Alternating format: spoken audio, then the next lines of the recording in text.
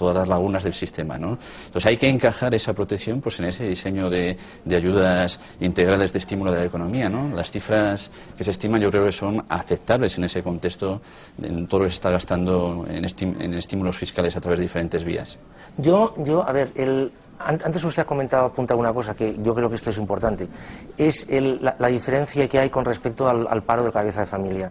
A ver, una de las diferencias importantes de esta situación, yo le llamo precrisis, con respecto a recesiones anteriores como la del 91, la del 2000 o incluso del 87, es que ahora lo que se está poniendo de manifiesto es que hay una cantidad de factor trabajo que no es necesario. Explique eso, por favor. Sí, es decir, hasta los años 80, crecimiento económico, es decir, aumento del PIB y empleo iban de la mano. O sea, a más PIB, más empleo, desde el lado de la oferta, desde el lado de la producción, y claro, evidentemente esta gente era remunerada y consumía, con lo cual el PIB volvía a crecer por el lado de la demanda. Genial. Claro, ¿qué es lo que sucede? Se pone de manifiesto que al aumentar la productividad, cada vez hace falta menos factor trabajo para producir no ya más, o no ya lo mismo, sino incluso más. Con lo cual, si a la vez este incremento de productividad va acompañado, como ha ido acompañado de un incremento del crédito, la demanda ha podido crecer a base de crédito. Es decir, alguien era remunerado, entre comillas, con un crédito, no con salario, pero sí con un crédito, y consumía.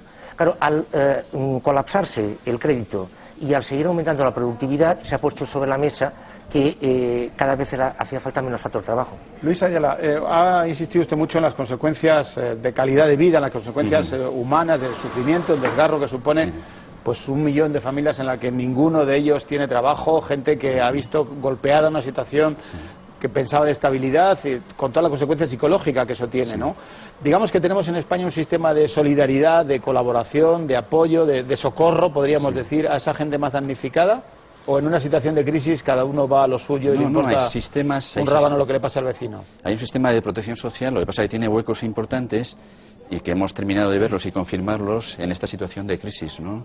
Y se juntan, la verdad es que muchas dificultades. Una son las propias inercias y lagunas del sistema tradicional, y a las que añadimos las dificultades que impone que la última red de protección social de toda esta gente está completamente descentralizada. De tal manera que tenemos un sistema, primero, con muchas lagunas, con muchas desigualdades, muy fragmentado, con prestaciones diferentes por colectivos de población, personas mayores, desempleados, pero por otro, sus sistemas de protección diferentes. Y hay comunidades autónomas que a esta gente le están ofreciendo una protección económica que duplica la de otras comunidades autónomas. Hay comunidades autónomas.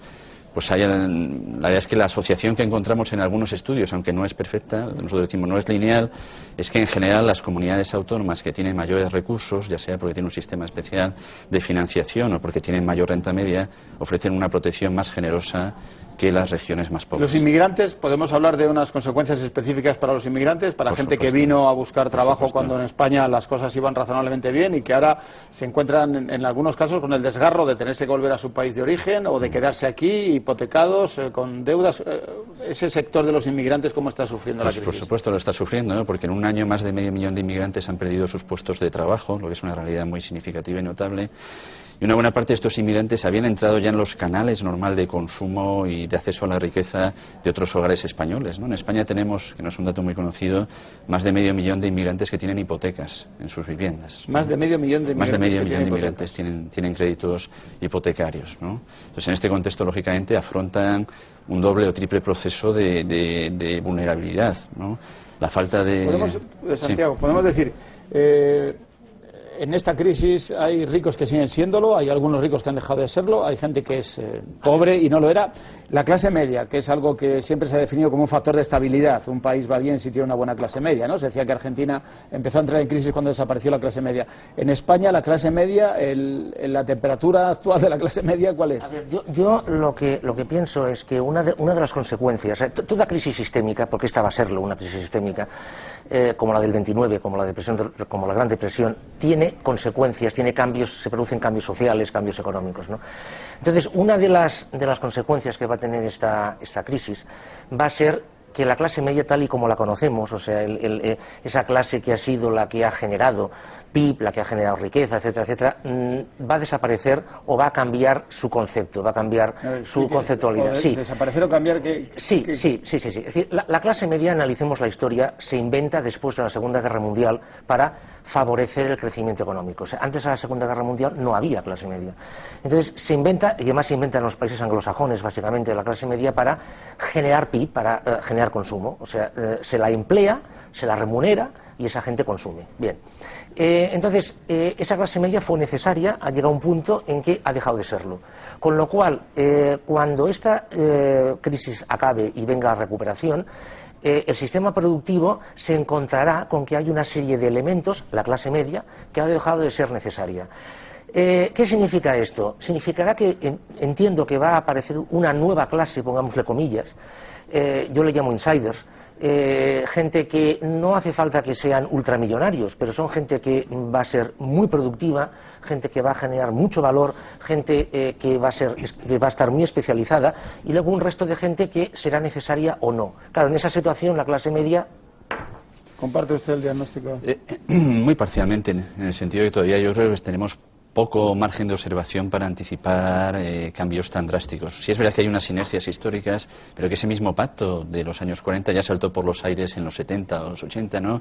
Y sin embargo los mecanismos de protección social, la sanidad pública, la educación pública, han aguantado, ¿no? Han aguantado y con solvencia en muchos casos, ¿no? Sí, pero desde los años 70 está habiendo un retroceso del modelo de protección social. Bueno, en cualquier caso sería anterior a la... Ese golpeo, claro, a la clase media sería anterior a la crisis actual, entiendo, ¿no? Más que golpeo... No digo, al decir usted lo de los años 70... Sí, pero más que golpeo me refiero al desmontaje del modelo de protección social.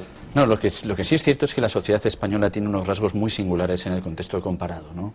Y el papel de la clase media no es estrictamente igual, o la caracterización de la clase media de la que podemos hacer con otros países, ¿no? Porque somos un país, yo lo definiría como con mucha vulnerabilidad.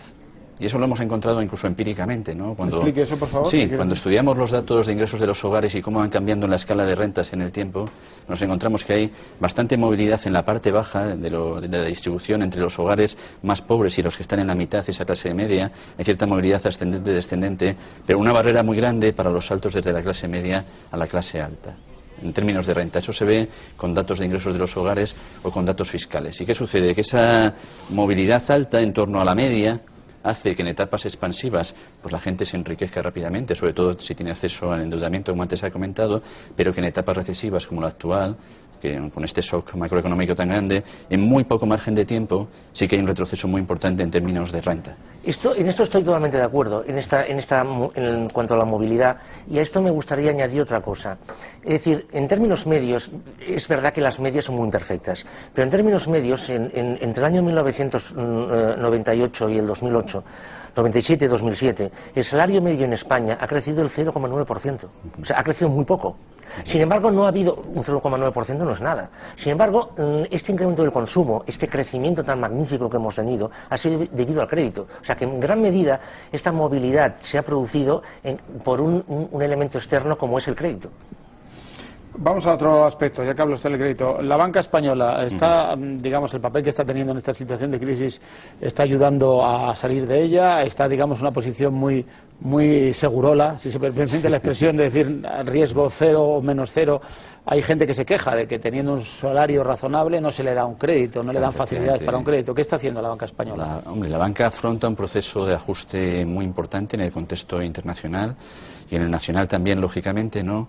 Y es verdad que uno de los signos que se nos habían